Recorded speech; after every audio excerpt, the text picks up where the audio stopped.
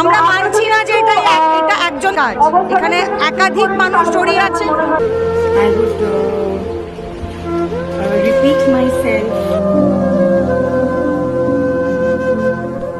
ইচ্ছে থাকলেও আর একসঙ্গে কাজ করা হলো না আমাদের। কয়েক সপ্তাহ আগেও তোর সঙ্গে কথা বলেছিলাম ফিরে এসে সহজ কোথায় যাব। আগেও অনেকবার কথা হয়েছিল, কিন্তু বারবার পিছিয়ে গিয়েছিল ব্যস্ততার কারণে। কিন্তু এইবারটা তো পাকাপাকি হয়ে গিয়েছিল ভাই। রাহুলের আদর্শকে নিয়ে স্বস্তিকা লেখেন, তুই একটা সোজা শিরদাঁড়া নিয়ে মহাপ্রস্থানে গেলি, এটাই শিক্ষণীয়। তোর মৃত্যু অনেক কিছু শিখিয়ে গেল রে। জীবনের কিছু চূড়ান্ত সিদ্ধান্ত নিতে সাহস জোগালো।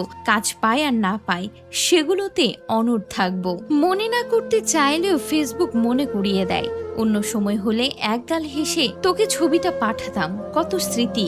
কপাল দেখ, শত ইচ্ছে থাকলেও একসঙ্গে আর কাজ করা হলো না। তুই আউটডোর থেকে ফিরবি, আমিও। তারপর জমিয়ে আড্ডা হবে, জীবন নিয়ে, যাপন নিয়ে, কাজ নিয়ে। এমন কিছু না নিয়েও খবরটা পেয়ে অবধি বারবার একই কথা মনে ঘুরপাক খাচ্ছে।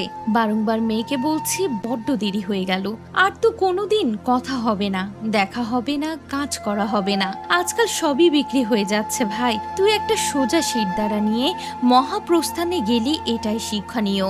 অরুণোদয় এভাবে অস্ত না গেলেও পারতিস। আহাগো, যার গেল তার গেল। বাবা সর্বক্ষণ বলতো আমাদের প্রফেশন, আমাদের ইন্ডাস্ট্রি রুথলেস। কেউ কারুর নয়, কারুর দায় নেই। কিছু হলে কেউ দায়িত্ব নেবে না, নিজেরটা নিজেকে বুঝে নিতে হবে। রাহুলকে হারিয়ে এভাবেই কথাগুলো লিখলেন স্বস্তিকা মুখার্জি।